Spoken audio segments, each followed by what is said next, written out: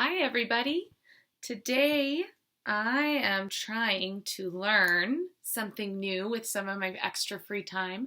I'm trying to learn how to knit, and that got me thinking that maybe I could read you this book, Extra Yarn. And it's by Mac Barnett, and the illustrations are by Jon Klassen.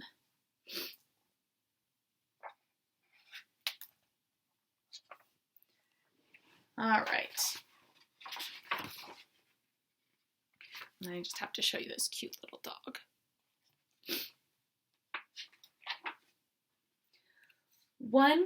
On a cold afternoon in a cold little town where everywhere you looked was either the white of snow or the black of soot from chimneys, Annabelle found a box filled with yarn of every color.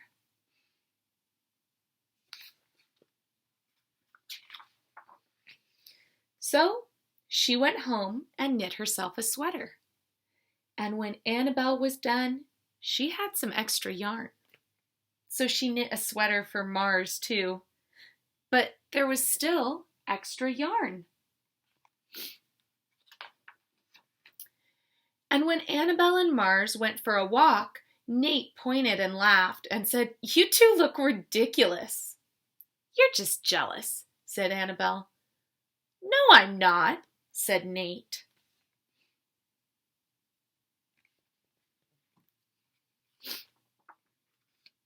But it turned out he was.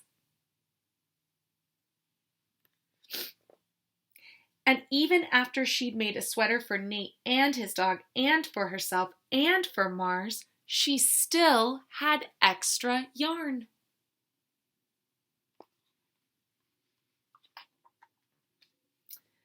At school, Annabelle's classmates could not stop talking about her sweater.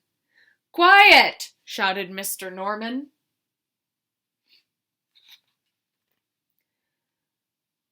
"Quiet, everyone. Annabelle, that sweater of yours is a terrible distraction. I cannot teach with everyone turning around to look at you." "Then I'll knit one for everyone," Annabelle said, "so they won't have to turn around."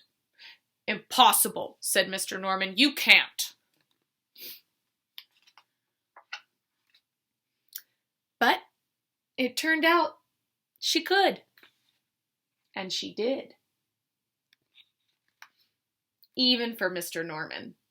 And when she was done, Annabelle still had extra yarn.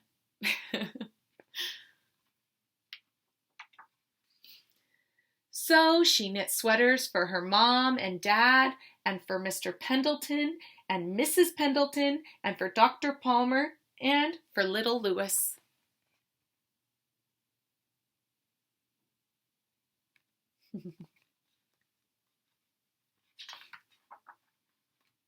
She made sweaters for everyone except Mr. Crabtree, who never wore sweaters or even long pants, and who would stand in his shorts with the snow up to his knees. "No sweater for me, thanks," said Mr. Crabtree.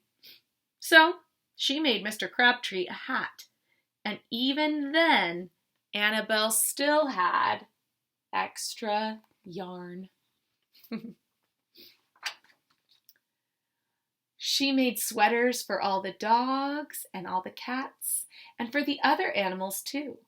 Soon people thought Annabelle would run out of yarn. And I wonder if any of you have ever read other books by Jon Klassen, you might recognize some of these characters. They're missing a hat. I'll give you a hint. But it turned out she didn't. And so Annabelle made sweaters for things that didn't even wear sweaters.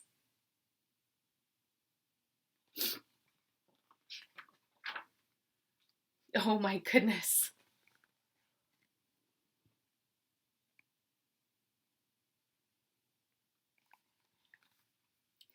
Things began to change in that little town.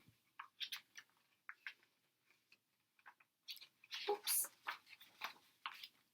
News spread of this remarkable girl who never ran out of yarn, and people came to visit from all around the world to see all the sweaters and to shake Annabelle's hand.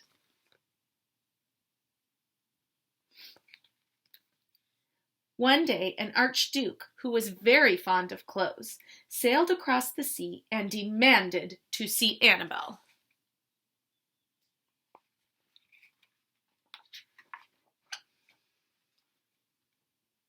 "Little girl," said the Archduke, "I would like to buy that miraculous box of yarn, and I'm willing to offer you $1,000,000. "No, thank you," said Annabelle, who was knitting a sweater for a pickup truck. The Archduke's mustache twitched. "2,000,000, he said. Annabelle shook her head. "No, thanks." "10,000,000, shouted the Archduke. "Take it or leave it." "Leave it," said Annabelle. "I won't sell the yarn." And she didn't.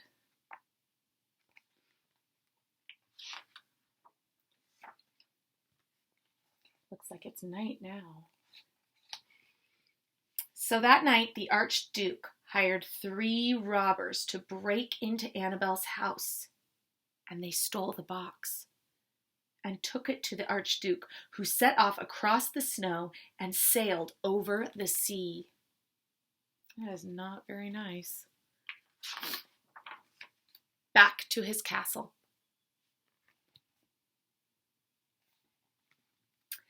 The Archduke put on his favorite song and sat in his best chair. Then he took out the box and lifted the lid, and he looked inside. Okay, go ahead and make a prediction. What do you think is going to be inside?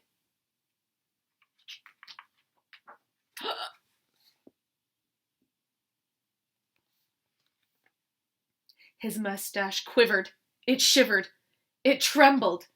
The Archduke hurled the box out the window and shouted, "Little girl, I curse you with my family's curse. You will never be happy again." Uh-oh.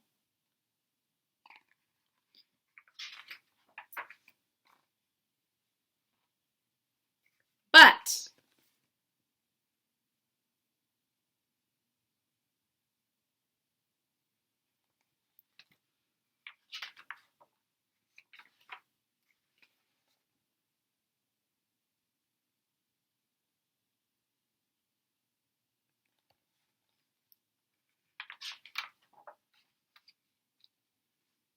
it turned out she was.